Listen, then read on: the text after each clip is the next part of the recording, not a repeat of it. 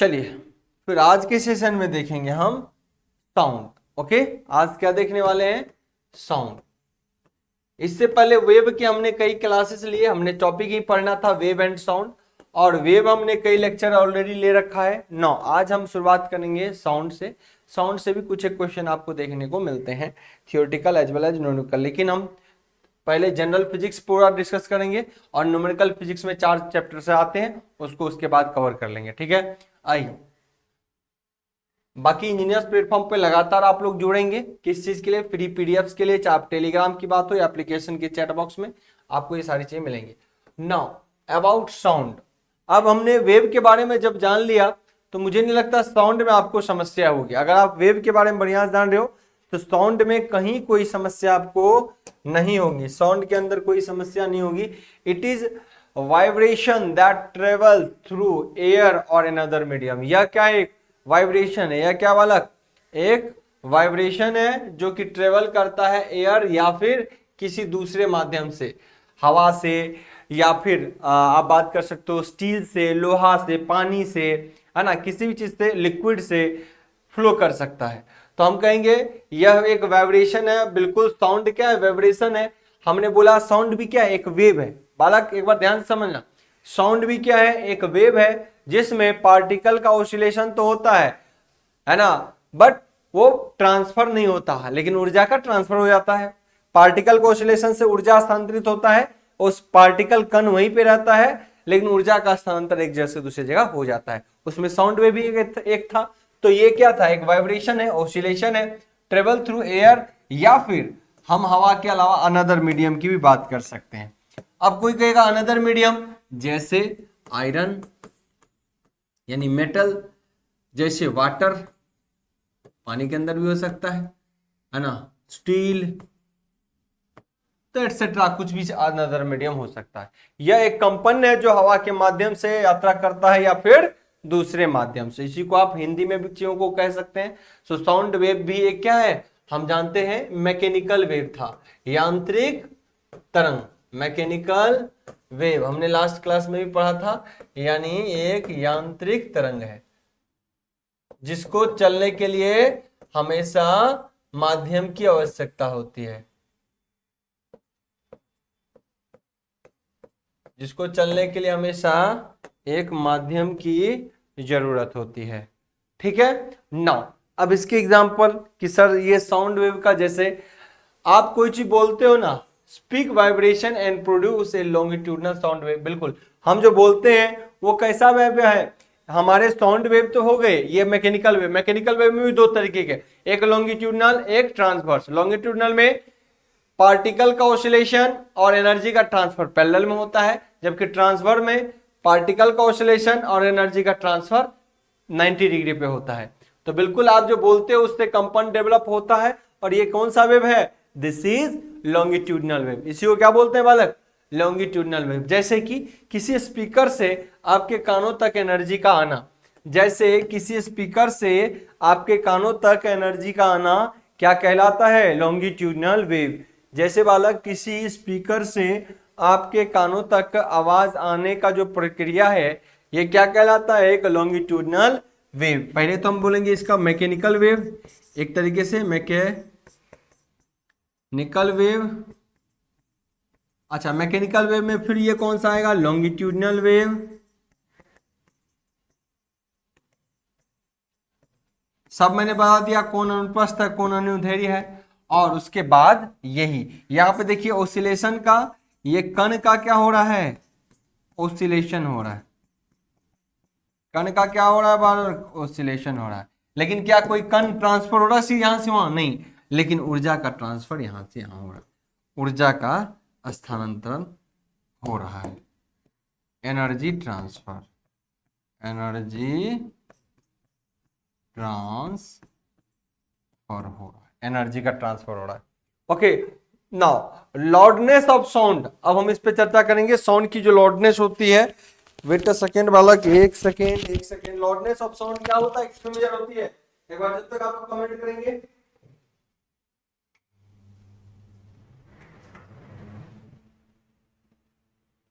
चलिए, तो loudness of sound के बारे में आप लोग एक बार कमेंट करेंगे।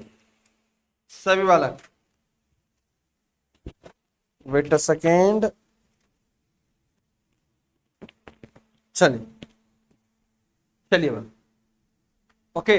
नाउ अब मैं यहां बात कर रहा हूं आपके लिए कि जैसे लाउडनेस ऑफ साउंड को किसमें मापा जाता है, डेसिबल में। बहुत बार एग्जाम में पूछे गए हैं कि साउंड की जो होती है तीव्रता, है ना, साउंड की तीव्रता डेसिबल में मापी जाती है। साउंड की तीव्रता किसमें मापी जाती है, डेसिबल में। साउंड की तीव्रता किसमें मापी जाती है, डेसिबल में। कई बार एग्जाम में प्रश्न आपके पूछे गए। चूंकि वेव अगर पढ़ लियो, ध्यान रखना बालक, वेव पढ़ लियो तो साउंड में आप फंसोगे ही नहीं। चूंकि वेव के बारे में जानकारी हो गई तो साउंड के बारे में हम हर चीज बता सकते हैं फटाफट, कहीं कोई समस्या नहीं आएगी। तो साउंड की तीव्रता को किसमें मापते हैं, डेसिबल में। ये याद रखना, आपके एग्जाम में पूछता है। नाउ स्पीड ऑफ साउंड, आपको पता है अभी हमने बोला कि साउंड किसी भी माध्यम में ट्रेवल कर सकता है। साउंड क्या करता है, किसी भी माध्यम में ट्रेवल कर सकता है। तो कौन कौन सा ऐसा माध्यम है जिससे ट्रेवल कर सकता है, तो ये सॉलिड, लिक्विड और गैस तीनों में करता है। जैसे हवा में करता है, अभी मैं बोल रहा हूं हवा के थ्रू हो रहा है। लिक्विड में, पानी में भी साउंड का फ्लो होता है। और गैस, तो हवा तो हो ही गया, सॉलिड। और जैसे कि टेलीफोन पहले होता था, तार के थ्रू क्या होता था, कम्युनिकेशन होता था। तो बच्चा सॉलिड, लिक्विड, गैस तीनों ही प्रोसेस से क्या होता है, साउंड का फ्लो होता है। लेकिन अगर वैक्यूम बोले तो वैक्यूम में साउंड जीरो। तो अगर बालक यहां पे एक वर्ड मैं जोड़ दूं, vacuum, speed in vacuum, vacuum के अंदर जो इसकी स्पीड होती है वो क्या होती है, 0 मीटर पर सेकेंड, नो साउंड। वैक्यूम में कोई ट्रेवल नहीं होता। अब सबसे ज्यादा किसमें होता है बालक, सबसे ज्यादा होता है सॉलिड के अंदर, उसके बाद लिक्विड में, उसके बाद गैस। हवा में साउंड की गति सबसे कम होती है, जबकि आपको इसके अंदर, सॉलिड के अंदर सबसे ज्यादा होती है। कोई बालक ऐसा है जो मुझे बता पाएगा कि, हालांकि यहाँ पे तो लिखा ही हुआ है, फिर तो बताना ही क्या। चलिए आइए, साउंड की गति बालक आपको पूछेगा कि साउंड, स्पीड ऑफ साउंड जो होता है वो कितना होता है, 340 मीटर पर सेकेंड। तो हवा में ध्वनि की गति कितनी होती है, 340। अच्छा, कई बार आपको ये 340 ही ऑप्शन में नहीं देता, कई बार आपको दिखेगा 334 मीटर पर सेकेंड। अच्छा, बहुत बार दिखेगा 333 मीटर पर सेकेंड। तो ये भी अगर 340 नहीं है तो नियर बाय 330, 334, 332 यहां तक चल जाएगा। इसमें कहीं कोई दिक्कत वाली बात नहीं है ना। स्पीड ऑफ साउंड इसके वाटर में, पानी में जो होती है वो कितनी होती है, लगभग 1400-1500 के आसपास। कितना, 14। तो बालक आप लोग याद रखना, इसका कम से कम आप ये लगा लो 4 गुना होता है। इसका कितना होता है, 4 गुना होता है। ये इसके तुलना में ये 4 गुना होता है, हवा की तुलना में पानी में 4 गुना होता है। अच्छा, अब फिर अगर आप इसका बोलोगे, इसका, तो इसमें, इसके तुलना में देखो कितना हो गया सर, ये जो हो गया 5120 मीटर पर सेकेंड। यानी आयरन, यानी लोहा में साउंड की गति जो होती है सबसे ज्यादा होती है। आप कह सकते हो सॉलिड के अंदर सबसे ज्यादा, उसके बाद लिक्विड और उसके बाद गैस। तो बालक अब यहाँ पे देखेंगे ना, तो यहाँ 400 के अनुमान से मानो 350, और यहाँ पे लेके आओ तो कितना गुना बढ़ गया हवा की तुलना में, लोहा में। तो आप कहोगे कि सर 10 या 30, 15 या 45, है ना। तो लगभग आप कह सकते हो 15 गुना बढ़ गया। कितना गुना बढ़ गया, 15। ये 4 गुना बढ़ गया, उससे भी ज्यादा, है ना। और ये कितना हो गया, 15 गुना। तो लोहा के अंदर सबसे ज्यादा क्या होता है, साउंड का ट्रेवलिंग होता है, फास्ट। क्लियर। तो ये आपके एग्जाम में पूछे जाते हैं, इनका ध्यान रखना। सभी बालक आपसे पूछे जाते हैं कि साउंड की गति कितनी होती है, 340 मीटर पर सेकेंड। खूब पूछा गया, ये सब तो बड़ा कॉमन क्वेश्चन हो गया, सबको पता ही है ना। अब 334, 340 ना मिले तो 334 भी चलेगा, 330, 33 भी चलेगा। ये आपके एग्जाम में कई बार देखा गया। 332 भी, 340 ऑप्शन में नहीं देता, 332 से ऊपर देता ही नहीं, 332 मीटर पर सेकेंड। अच्छा, कोई कहेगा कि ये बदलता रहता, बिल्कुल। हवा के अंदर, एयर के अंदर अलग अलग टेम्परेचर के कारण, अलग अलग ह्यूमिडिटी के कारण ये गति कभी 340 नहीं रह पाता। ये 337 हो सकता है, 338 हो सकता है, 332 हो सकता है, 333 हो सकता है, 334 हो सकता है। अच्छा, ये ऐसा क्यों होता, आखिर किन किन का असर होता है, तो स्पीड ऑफ, यहां पे एक चीज समझना बालक, है ना, यहां पर स्पीड ऑफ साउंड, साउंड की गति बालक किस पे निर्भर करता है? डिपेंड्स। यहां पे एक वर्ड लिख देता हूं, depends. Speed of sound depends, किस पे डिपेंड करता है? पहला, जैसे कि ह्यूमिडिटी, ह्यूमिडिटी पर भी निर्भर करता है। ह्यूमिडिटी ज्यादा है तो स्पीड ज्यादा होगा, ह्यूमिडिटी कम है तो स्पीड कम होगा। टेम्परेचर पर भी निर्भर करता है,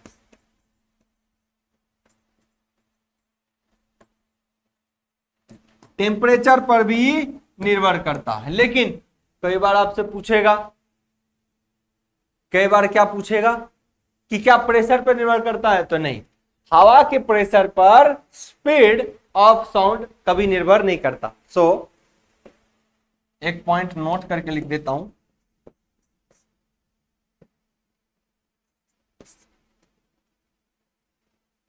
velocity of sound, velocity of sound not depends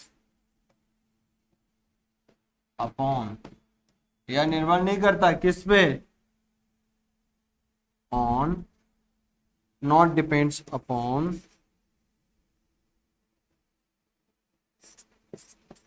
pressure of air, air के प्रेशर पर यह निर्भर डिपेंड नहीं करता, एयर के प्रेशर पे ये डिपेंड नहीं करता। इन बातों का आपको ख्याल होना चाहिए, इन बातों का ख्याल होना चाहिए। डिपेंड कहां पर करता है?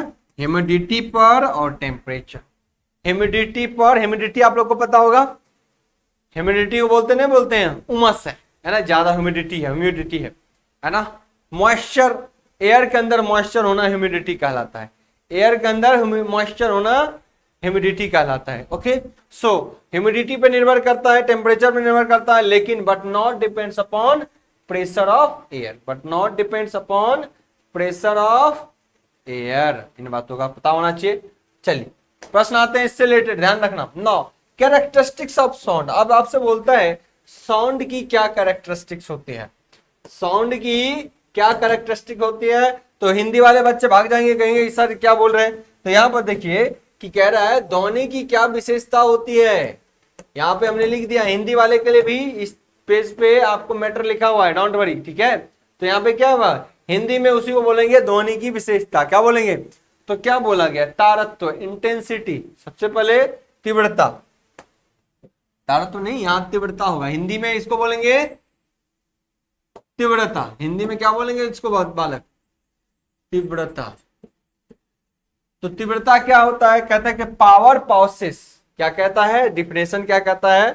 Power passes per unit area, power passes per unit area, मतलब हर यूनिट एरिया पे, हर यूनिट एरिया पे पावर का पास करना, हर यूनिट एरिया पर पावर का पास करना, हर यूनिट एरिया पर पावर का पास करना क्या कहलाता है?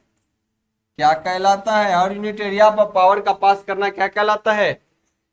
इंटेंसिटी। इंटेंसिटी क्या कहलाता है? इंटेंसिटी। पर यूनिट एरिया पर पावर का फ्लो ही क्या कहलाता है बालक? इंटेंसिटी। कई बार इसका यूनिट पूछा गया है, ध्यान रखना। कई बार क्या पूछा गया है? यूनिट। इंटेंसिटी की यूनिट क्या होती है? तो ये ध्यान रखना, इंटेंसिटी की यूनिट जो होती है बालक, इंटेंसिटी को आई से डिनोट करते हैं एम्पलीट्यूड का स्क्वायर। क्या होता है?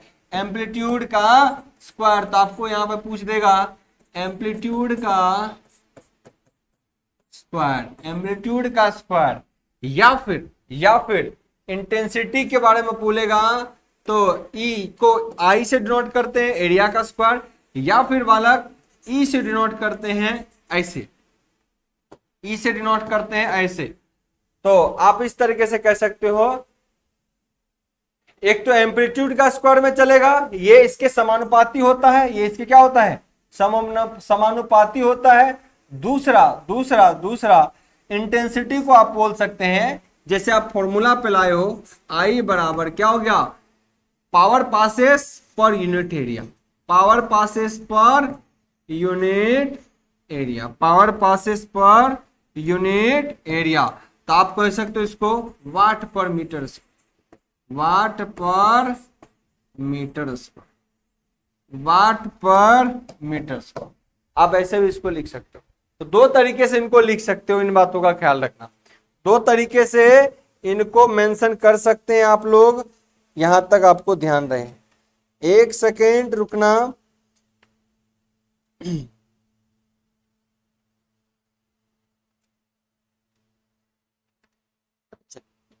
ठीक है,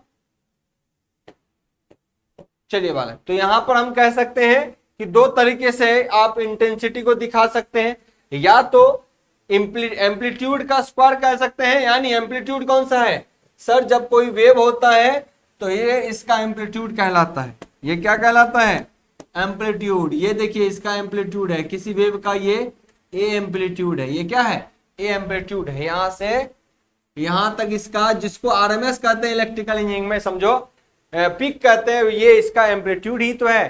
तो दो तरीके हैं, आपको इंटेंसिटी का अगर यूनिट पूछ देगा, दोनों पूछा गया एग्जाम में, तो intensity is directly proportional to amplitude का square, intensity is directly proportional to intensity का, सॉरी एम्पलीट्यूड का स्क्वायर। दूसरा, अगर आपको ऐसा यूनिट पूछ देता है इस इंटेंसिटी का, तो क्या होगा, वाट पर मीटर स्क्वायर, वाट पर मीटर स्क्वायर। अच्छा, वाट पर मीटर स्क्वायर, तो इंटेंसिटी को और दूसरे तरीके से क्या लिख सकते हो, इंटेंसिटी को दूसरे तरीके से क्या लिख सकते हो, आई बराबर पावर बटा एरिया। क्या ये फॉर्मूला बनेगा कि नहीं, पावर बटा एरिया, पावर बटा एरिया, पावर बटा एरिया, ठीक है, पावर बटा एरिया। तो ये दोनों फॉर्मूला याद रखना है, वाट पर मीटर स्क्वायर और एम्पलीट्यूड का स्क्वायर, दोनों एग्जाम में पूछे गए, दोनों एग्जाम में पूछे गए हैं, इनका ख्याल रखना, ये एम्पलीट्यूड का स्क्वायर या वाट पर मीटर स्क्वायर, क्योंकि इंटेंसिटी बोलते हैं उसको जिसमें पावर पर यूनिट एरिया पे, हर यूनिट एरिया पे पावर का कितना फ्लो होता है, वही उसका इंटेंसिटी कहलाता है। क्लियर, चलिए नेक्स्ट, लाउडनेस। अच्छा, साउंड की दूसरी खासियत क्या चीज है, दैट इज कॉल्ड लाउडनेस, इसको क्या बोलते हैं, लाउडनेस। तो आइए यहां पर देखिए, इसको हिंदी में बोलते हैं प्रबलता, हिंदी वाले बालक इसको हिंदी में क्या बोलते हैं, प्रबलता, हिंदी में क्या बोलते हैं, प्रबलता। अच्छा, यहाँ बच्चा कुछ सोच रहा होगा, यहाँ पे क्या आएगा, यहाँ पे ये आएगा, हिंदी वाले हो या इंग्लिश वाले हो, यहाँ पे क्या आएगा, यहाँ पे इस चीज को लिखा गया है, ये नहीं इसको एक्सेप्ट कर पाया उस कोडिंग को, यानी इंटेंसिटी का फॉर्मूला है पावर यानी शक्ति बटा एरिया, इसी को यहां पे लिखा गया, शक्ति बटा एरिया। तो प्रबलता, अब यहां पे देखो बालक, आप कहता है कि साउंड की दूसरी कैरेक्टरिस्टिक क्या है, that is loudness, that is loudness. तो लाउडनेस क्या होता है, लाउडनेस डिपेंड अपॉन इंटेंसिटी। ये लाउडनेस भी भारीपन एक तरीके से होता है ना, ये भी निर्भर करता है किस पे, इंटेंसिटी पे। कहता है loudness is directly proportional to intensity, loudness जो होता है बालक वो इंटेंसिटी पर ही निर्भर करता है, इंटेंसिटी ज्यादा तो आपका लाउडनेस ज्यादा, इंटेंसिटी कम तो आपका लाउडनेस कम। तो कहीं ना कहीं loudness is depend upon intensity. तो आप बालक लाउडनेस को किस में मापते हैं, इन चीजों को भी देखना, लाउडनेस को मापते हैं डेसिबल में, डीबी में, जिसको इसी डेसिबल को क्या बोलते हैं, डीबी, डी का डेसिबल, बेल का बी ले लिया तो डीबी इसीलिए बोलते हैं डेसिबल। तो लाउडनेस किसमें मेजर की जाती है, डेसिबल में, लाउडनेस किसमें मेजर की जाती है वाला, डेसिबल में, जबकि इंटेंसिटी किसमें मेजर की जाती है, एम्पलीट्यूड का स्क्वायर, या फिर आप बोल सकते हो वाट पर मीटर स्क्वायर। जबकि लाउडनेस की बात करें तो ये इंटेंसिटी पर ही निर्भर करता, बट इसकी इकाई किसमें होती है, डेसिबल में। इससे पहले भी अगर आप देखेंगे, इससे पहले भी बालक, तो यहां बोला था loudness of sound is measured in decibel, sound को डेसिबल में ही मापते हैं, कितना डीबी होता है। देखिए एक मानव के लिए ना जो डीबी का वैल्यू होता है स्टैंडर्ड, वो 45-50 के आसपास रेंज में होता है। इससे ज्यादा डीबी हो जाएगा तो आपका कान ही खराब हो जाएगा, पर्दा फट जाएगा। ओके, इन बातों का भी ध्यान रहे, इसमें क्वेश्चन आएगा तो आपको समझ में आ जाएगा, है ना। इंसान जो सुन सकता है वो 40 डीबी के रेंज में सुन सकता है। अच्छा आइए अब हम अपन बात कर लेते हैं एक बार। तो ऑडिबल साउंड जो आप सुन पाते हो, फ्रीक्वेंसी रेंज कितना होता है, सुनने की हमारी फ्रीक्वेंसी रेंज कितनी होती है, 20 हर्ट्ज से 20 किलो हर्ट्ज। ये सारे ऐसे पॉइंट्स है जो डायरेक्ट दिमाग में रहे, एकदम डिट्टो प्रश्न आते हैं यहाँ से साउंड से, एकदम डिट्टो, और इधर उधर कहीं नहीं जाना, आपको डिट्टो प्रश्न उठ के एग्जाम में आ जाते हैं, आप देख लेना।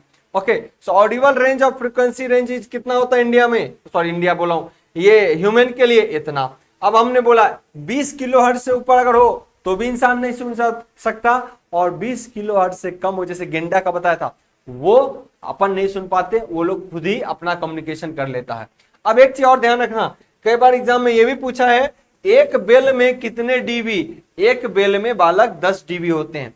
क्या एक बेल में कितने डीबी, तो सर एक बेल में 10 डीबी होता है। अब ये भी समझ लेना, अगर कभी घुमा के पूछ दिया कि एक डीबी में कितना बेल, तो आप लोग जवाब देंगे क्या होगा, आप लोग जवाब देंगे इसका आंसर क्या होगा।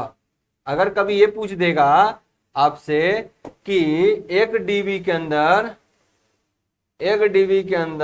कितना बेल, एक डीबी के अंदर कितना बेल, कहीं उल्टा ना कर दे, एक बेल 10 डीबी के बराबर, तो वो बताएं बालक एक बेल में कितना, एक डीबी में कितना bel, 10 to the power -1, 10 to the power -1। यहां कलर चेंज कर दे रहा हूं, 10 to the power -1, 10 to the power -1, 0.1 bel, बिल्कुल क्लियर।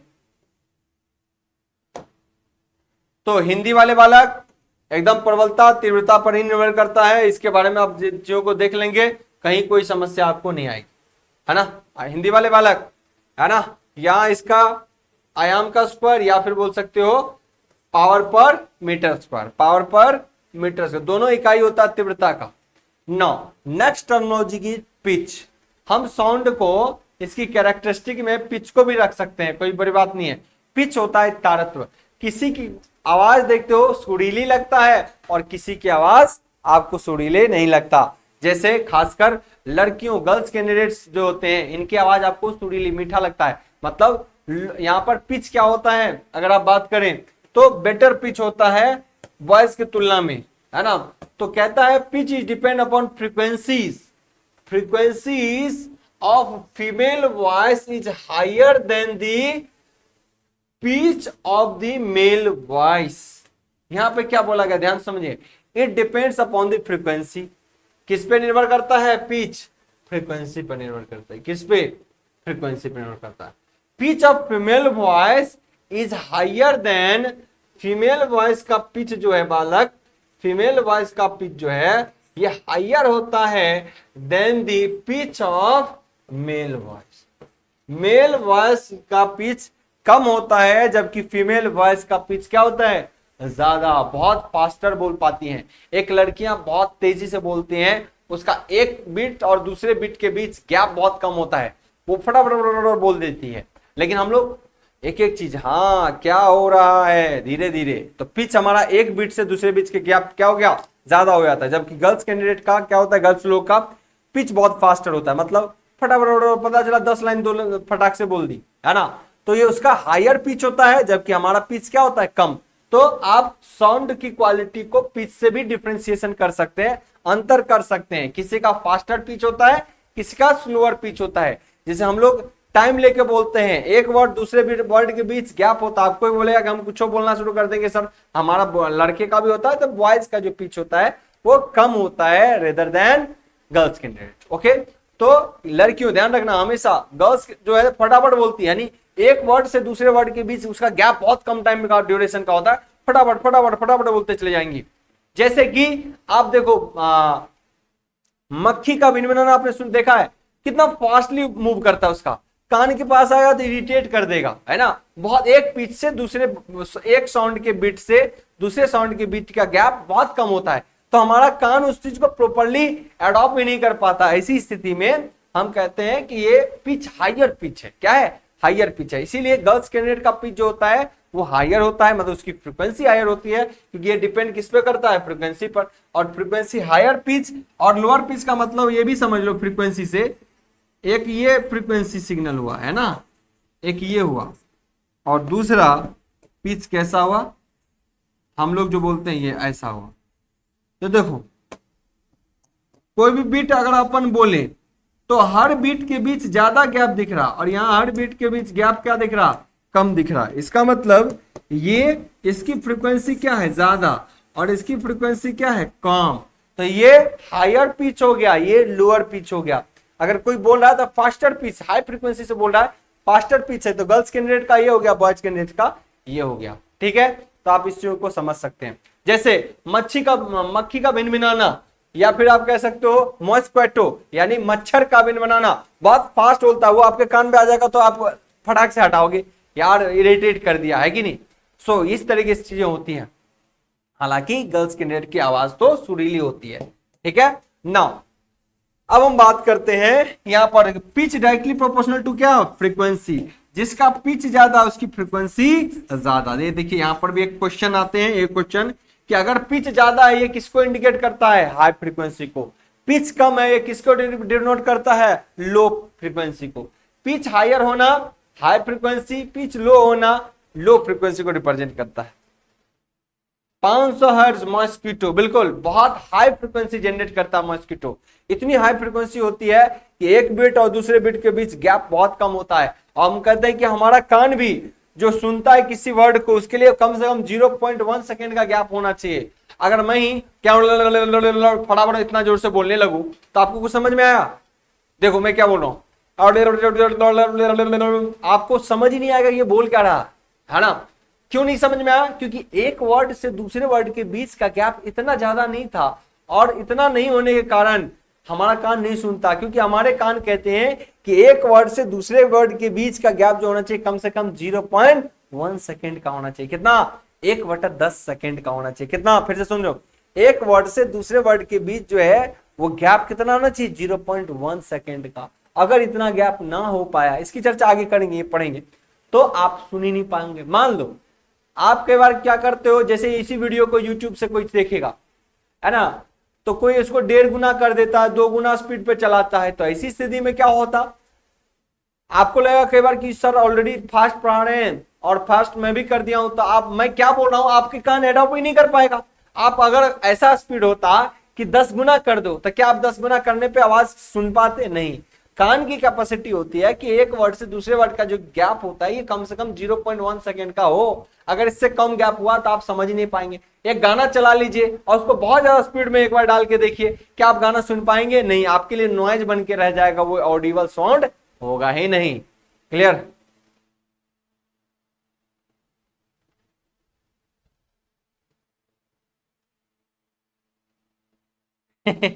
उदित अलका कह रही लड़कियां ऐसे ही बोलती हैं सर, है ना, लड़बड़ लड़बड़। चलिए बिल्कुल बिल्कुल, है ना, बहुत फास्ट बोलती हैं लड़कियां। तो पिच उसकी हाई होती है, यानी फ्रीक्वेंसी उसकी हायर होती है। ओके, अब देखिए जैसे कि उदाहरण के लिए मॉस्क्वेटो, मॉस्क्वेटो बहुत इसकी पिच क्या होती है, हायर। लायन, शेर, इसमें गर्जन ज्यादा होती है, इसकी पिच क्या होती है, कम। मेल वॉइस फ्रीक्वेंसी, पुरुष की जो वॉइस की फ्रीक्वेंसी होती है ये भी क्या होती है, कम। अच्छा, फीमेल वॉइस की अगर मैं लिखूं, फीमेल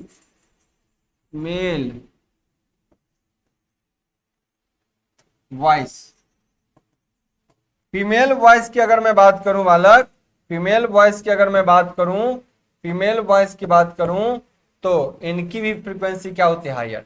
तो ये high frequency high pitch, high frequency high pitch, है ना। ये लायन जो गरजता है इसकी फ्रीक्वेंसी बहुत ज्यादा नहीं होती, तो लो फ्रीक्वेंसी होता है।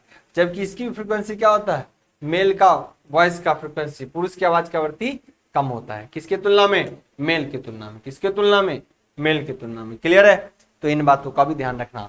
तो हमेशा ध्यान रखना, आप क्लियर कब सुनते हो, किसी बीट से 0.1 सेकेंड कम से कम आपको लगना चाहिए, 1/10 सेकेंड मिनिमम होना चाहिए दो बीट के अंतर। दो बीट, जब मैं कुछ भी बोल रहा हूं, एक्स और वाई बोल रहा हूं, ये आप तभी बहुत अच्छे से सुन पाएंगे जब उनके बीच 0.1 सेकेंड यानी 1 सेकेंड का 10वां भाग तक का समय गैप हो। अगर 1 सेकेंड का 20वां भाग का गैप हो जाएगा तो आप नहीं समझ पाओगे कि बोला क्या। क्लियर? तो कम से कम 0.1 सेकेंड का गैप होना चाहिए एक बिट से दूसरे बिट के बीच। आई होप सो सभी बालक को क्लियर हो चुका होगा, सभी बालक को क्लियर हो चुका होगा। इसी पिच को बोलते हैं आवाज का उतार चढ़ाव होना, फटाफट फटाफट चलना, इसी को पिच बोलते हैं, है ना। और हिंदी में इसी को क्या बोलते हैं? इसी को हिंदी में बोलते हैं तारत्व। इसी को हिंदी में क्या बोलते हैं बालक? तारत्व। हिंदी वाले तारत्व इसी को बोलते हैं। तो क्लियर है? इसीलिए, और जिसका पिच कई बार क्या होता है हायर पिच होता है, हालांकि पिच से बहुत ज्यादा मायने नहीं रखता, पर ऐसे ही है। आप ये समझ लो लड़कियों की आवाज सुरीले होते हैं, है कि नहीं? जैसे लड़कियां गाना गाती है तो ज्यादा अच्छा लगता है, हम लोग गाना शुरू कर दें तो सवा भाग जाएगा, है कि नहीं? हम लोग दूसरे क्वालिटी के लोग हैं और वो लोग अलग क्वालिटी के लोग हैं। क्लियर? आवाज में डिफरेंस है, सब कुछ सेम है उसके बावजूद भी, हालांकि डिफरेंस तो बहुत कुछ है, बट आवाज की क्वालिटी उनकी बेहतर होती है। क्लियर? तो आई होप सो यहां तक चीजें आपको समझ में आ चुकी। नाउ तो आज के टॉपिक हमने यहां तक लिया, क्योंकि और भी था, एक ही दिन में नहीं हो पाता, तो ध्यान रखना एक और लेक्चर होगा, साउंड हमारा कंप्लीट हो, क्योंकि साउंड वेव एक साथ पढ़ते हैं। तो हमने वेव जहां तक पढ़ाया उसमें भी साउंड का कुछ कुछ चीज तो शामिल था ही, है ना। तो वहां पर हमने ले लिया वेव को, तो अब ये साउंड को, तो साउंड एंड वेव टोटल हमको लगता है 5 से 6 क्लास अगर बढ़िया हो जाए, 7 क्लास हो जाए, that is sufficient for sound and wave. उसके बाद लाइट तो अलग है, लाइट भी एक वेव का ही कॉम्बिनेशन है, उसकी चर्चा तो आगे करेंगे ही। चलिए नेक्स्ट, अब यहां तक आपने पढ़ा तो उस पर क्वेश्चन ले लेते हैं। आगे हम और भी चीजों को पढ़ेंगे, 0.1 सेकंड वगैरह क्या होते हैं, इको क्या होता है, तो हम इसकी चर्चा आगे करेंगे।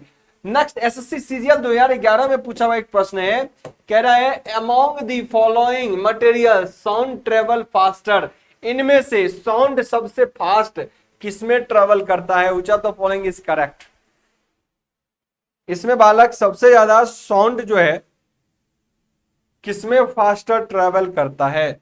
बिल्कुल किसमें? स्टील में। स्टील यानी सॉलिड के अंदर बालक सबसे ज्यादा, किसमें? सॉलिड के अंदर। तो हमेशा ध्यान रखना सॉलिड में सबसे पहले, उसके बाद लिक्विड में, और उसके बाद गैस के अंदर। सॉलिड, लिक्विड, गैस, ये क्रम आपको हमेशा पता होना चाहिए। क्लियर? नेक्स्ट क्वेश्चन आपसे पूछा गया है, velocity of sound in air does not depend upon, ये एसएससी 2012 में पूछा हुआ प्रश्न है। ये भी कह रहे हैं कि वेलोसिटी ऑफ साउंड, साउंड की जो गति है निम्न में से किस पर, velocity of sound in air does not depends upon, किस पर निर्भर नहीं करता? Density of air, temperature of air, pressure of air, या ह्यूमिडिटी ऑफ एयर, किस पर निर्भर नहीं करता? Which of the following is correct? Which of the following is correct? बिल्कुल देखिए बालक, डेंसिटी पर भी निर्भर करता है ना, टेम्परेचर पे भी करता, ह्यूमिडिटी पे भी करता। तो आपको अगर डेंसिटी ऑफ एयर करना है तो ये भी चीज कर लीजिएगा वहां पे। तो बिल्कुल प्रेशर पर निर्भर नहीं करता, प्रेशर पर निर्भर नहीं करता। बाकी डेंसिटी ऑफ एयर पे घनत्व है, तो ऑब्वियसली ज्यादा घनत्व होगा तो साउंड बढ़िया जाएगा, स्पीड बढ़ेगी। कम घनत्व होगा, विरल हो जाएगा तो जीरो हो जाएगा। विरल मतलब निर्वात होगा तो जीरो, और डेंसिटी जितना बढ़ता जाएगा साउंड एयर का उतना हायर आपकी स्पीड होगी। सो एक टर्मिनोलॉजी को चाहो तो आप यहाँ पे ऐड कर सकते हो। कौन सा टर्मिनोलॉजी है वो? ये, और ये यहाँ पे एक पॉइंट और लिख दो, density of air, density of, यहाँ पे आप क्या कर सकते हो? Density of air. क्लियर वाला? नेक्स्ट पॉइंट पे आइए। नेक्स्ट क्वेश्चन क्या कह रहा है, इस क्वेश्चन को देखिए एक बार। Speed of sound wave in air, हवा, एनसीईआरटी एग्जाम्पलर के अंदर क्वेश्चन पूछा गया है। साउंड की तो गति होती है बालक, वो हवा में क्या होती है? Sound, speed of sound wave. अब हिंदी वाला इसमें परेशान नहीं होना, इसमें कुछ नया नहीं है। तो कह रहा है कि sound, speed of sound wave in air, हवा में साउंड की गति, हवा में, इसका मतलब हुआ हवा में ध्वनि की गति। अब क्या प्रश्न पूछा है? क्या प्रश्न पूछा है उसमें देख लीजिए। आप लोग जितने भी जीके जीएस पढ़ते हैं, खासकर एनसीईआरटी बेस्ड पे पढ़ेंगे, इनका ध्यान रखिएगा। और जो साइंस की जो स्पेशल बुक्स आई है उस साइंस की बुक्स में आप लोग प्रैक्टिस करेंगे दबा के, फिजिक्स केमिस्ट्री बायोलॉजी, मजा आ जाएगा साइंस की बुक का। ओके, तो स्पीड ऑफ साउंड वेव बताइए is independent of temperature, increase with pressure, increase with increase in humidity, decrease with increase in humidity, which of the following is correct. अच्छा, कुछ बच्चे कह रहे हैं डी, कुछ बच्चे कह रहे हैं डी, है ना। चलिए कुछ बच्चे डी जवाब दिए, कुछ सी भी जवाब दे रहे हैं, बहुत बढ़िया बहुत बढ़िया। सी डी में मामला फंस गया। तो आइए कुछ बच्चे ए भी बोल रहे हैं। मंडल जी ए कहां से बोल रहे हो? अच्छा एक चीज बताना मंडल जी, इसका मतलब अभी कनेक्ट नहीं कर पाए हो आप। इज इंडिपेंडेंट ऑफ टेम्परेचर, क्या क्या साउंड की गति टेम्परेचर पर डिपेंड नहीं करता? नहीं सर करता है। तो क्लियर, इस पे डिपेंड करता है। क्या करता है? इस पे डिपेंड करता है बालक, टेम्परेचर पर साउंड की गति निर्भर करता है। तो दूसरी बात, increase with pressure, sir sound की गति, speed of sound wave in air, हवा में जो होती है वो क्या होती है? Increase with pressure. Increase with pressure नहीं सर, प्रेशर के बढ़ने से क्या साउंड वेव बढ़ जाता है? ना ना, ऐसा नहीं होता, ऐसा नहीं होता। ये भी गलत है। तो ये भी गलत है कि इंडिपेंडेंट होता है, नहीं डिपेंडेंट होता है। क्या प्रेशर इंक्रीज होने से बढ़ जाता है? ना ना ना ना सर, ऐसा प्रेशर के बढ़ने से साउंड की गति नहीं बढ़ता। Increase with increase in humidity, एकदम सही है। अगर ह्यूमिडिटी बढ़ेगा, अगर बालक, क्योंकि ह्यूमिडिटी पर निर्भर करता है, तो ह्यूमिडिटी अगर बढ़ता है तो बालक श्योर स्पीड ऑफ साउंड बढ़ेगा, स्पीड ऑफ साउंड बढ़ेगा, स्पीड ऑफ साउंड बढ़ेगा। मतलब ह्यूमिडिटी बढ़ा तो साउंड की स्पीड बढ़े, ह्यूमिडिटी बढ़ा तो साउंड की स्पीड श्योर बढ़ेगी, एकदम 200% सही बात। लेकिन कह रहा है कि decrease with increase in humidity, मतलब ह्यूमिडिटी के इंक्रीज होने से क्या डिक्रीज कर जाता है स्पीड? ना, ऐसा नहीं होता। क्लियर, तो ये भी बात गलत है। और इंक्रीज विथ प्रेशर, प्रेशर के बढ़ने से ऐसा होता है? ना, ये भी गलत है। अच्छा ये बोल रहा है कि इंडिपेंडेंट ऑफ टेम्परेचर, क्या टेम्परेचर निर्भर नहीं करता? ना ना, गलत बोल रहा है, करता है। क्या करता है? निर्भर करता है। जी सर समझ गए। ओके, उदित तल का। ओके नेक्स्ट, आज बता दो, ये उदित तल का आज बता दो, है ना। आज बता दो आपकी आवाज बढ़िया है, ये आपके पिच ज्यादा है या कम, बस आप इतना बता दो, मैं समझ जाऊंगा उदित है या फिर अलका, है ना। आप बता दो आपके पिच ज्यादा है या कम। अगर आपने पढ़ा है, कहीं ना समझी के तरह उल्टा कर दोगे तो भी आपका नाम हमेशा के लिए गलत हो जाएगा, है ना।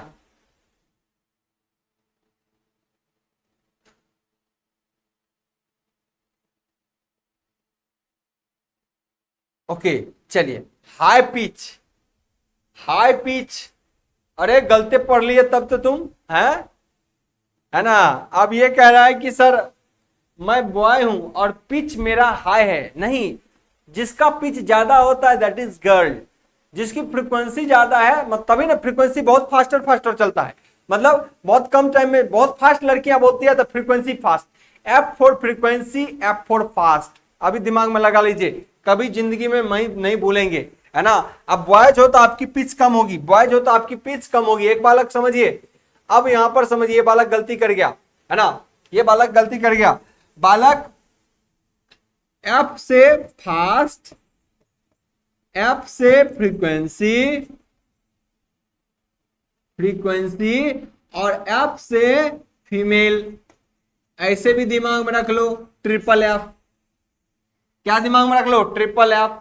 फीमेल है तो उसकी फ्रीक्वेंसी फास्ट होगी, फास्ट, फीमेल है फास्ट होगी फ्रीक्वेंसी, फीमेल है तो फास्ट होगी फ्रीक्वेंसी। अगर फास्ट पिच है, फास्ट फ्रीक्वेंसी है तो पिच भी फास्टर, फास्ट, तभी तो लड़कियां फटाफट फटाफट बोलती है, तभी तो फ्रीक्वेंसी जिसका जल्दी जल्दी, तभी तो आगे बढ़ रहा है। ये देखो फ्रीक्वेंसी इसका जल्दी ज्यादा है, ये एक बीट और दूसरे बीट के बीच टाइम कम है, ये ना आवर्तकाल होता है जी बालक।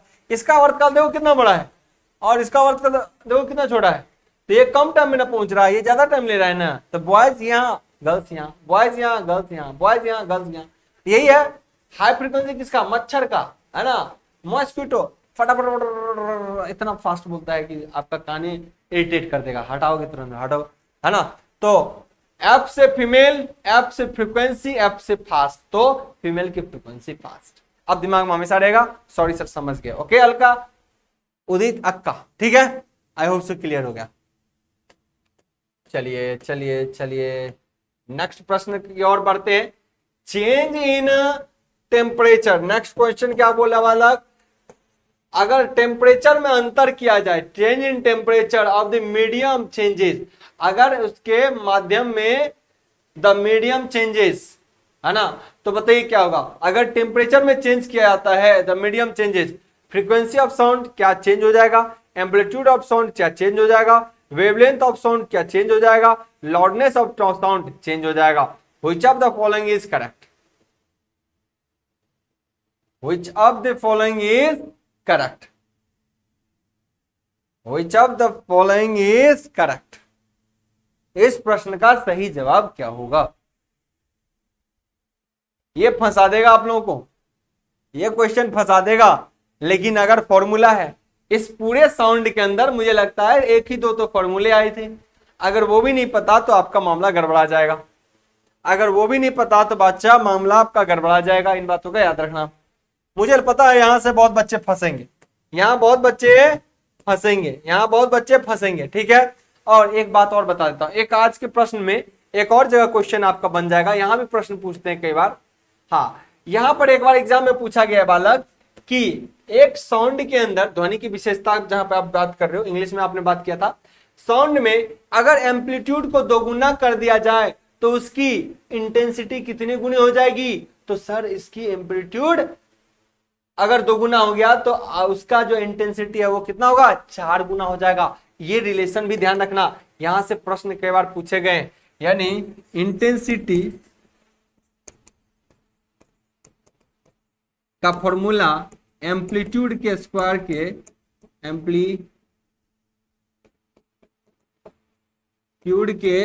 के डायरेक्टली प्रोपोर्शनल होता है ना। तो ये ध्यान रखना, अगर कभी आई बराबर करना हो, I is directly proportional to amplitude का स्क्वायर, अगर कभी ये 2 गुना हो गया तो ये कितना 4 गुना हो जाएगा, अगर ये 4 गुना हो गया तो ये कितना 8 गुना हो गया। तो इन बातों का भी ध्यान रखना, इन बातों का भी ध्यान रखना। ये एक बार प्रश्न पूछा गया है कि अगर किसी साउंड के एम्पलीट्यूड को 2 गुने से बढ़ा दिया गया तो उसकी इंटेंसिटी कितने से बढ़ जाएगी, 4 गुने से बढ़ जाएगी। तो इस प्रश्न का भी आपको ध्यान रखना, ठीक है। तो न्यूमेरिकल अब यहां से एक बना। दूसरा, इस प्रश्न का जो सही आंसर है बालक, बिल्कुल कुछ बच्चों ने जवाब दिया वेवलेंथ चेंजेस। बालक अगर टेम्परेचर के अंदर चेंजेज होता है तो वेवलेंथ चेंज करता है, साउंड का वेवलेंथ चेंज होता है। अच्छा बालक, साउंड का वेवलेंथ, अच्छा एक चीज समझिए, हमने आपको क्या पढ़ा था कि टेम्परेचर में अगर चेंजेज आ जाए तो यह निर्भर करता है वेलोसिटी ऑफ साउंड। बोलिए, ये पढ़ा है कि नहीं, वेलोसिटी ऑफ साउंड पर निर्भर कर रहा है, बताइए। बढ़िया से लिख देता हूं, बढ़िया से लिख देता हूं, velocity of sound, velocity of sound is directly proportional to temperature. Clear? हाँ सर ठीक है, क्लियर हो गया ये क्या हो गया, क्लियर हो गया। अब दूसरी बात, ये क्लियर हो गया। हमने एक साउंड की गति के लिए आपको एक फॉर्मूला बताया था, क्या बताया था, वेलोसिटी बराबर वेवलेंथ बटा टाइम, क्या ये फॉर्मूला बताया था। और बढ़िया से समझिए, इसी को मैंने बोला था, वेलोसिटी बराबर वेवलेंथ इनटू एफ फ्रीक्वेंसी। अच्छा, इसी फ्रीक्वेंसी को बोला था v बराबर लैम्डा इंटू न्यू, इसी को क्या बोलते हैं न्यू, इसी को क्या बोलते हैं न्यू, ठीक है। ये फॉर्मूला हमने पढ़ा है। अब बताओ, जब टेम्परेचर में परिवर्तन होगा तो साउंड की गति में परिवर्तन होगा। अच्छा, जब साउंड की गति में परिवर्तन होगा बालक, साउंड की गति में परिवर्तन होगा। तो ये निर्भर करता है उसके वेवलेंथ पर और टाइम पीरियड पर। तो बताओ यही है ना वेवलेंथ, है ना, ये क्या है, वेव लेंथ है, ये वेवलेंथ है कि नहीं। सो टेम्परेचर या फ्रीक्वेंसी पे कोई अंतर पड़ा, फ्रीक्वेंसी ऑफ साउंड नहीं, एम्पलीट्यूड ऑफ साउंड नहीं, वेवलेंथ ऑफ दी साउंड पर मेनली निर्भर करता है।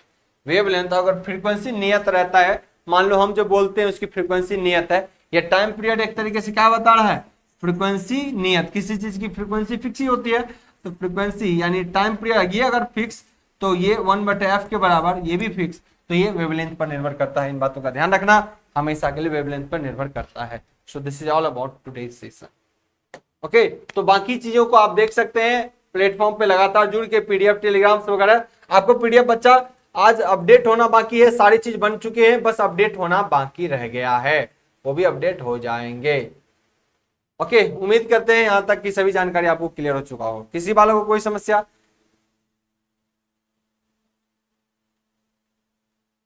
क्लियर है, ठीक है।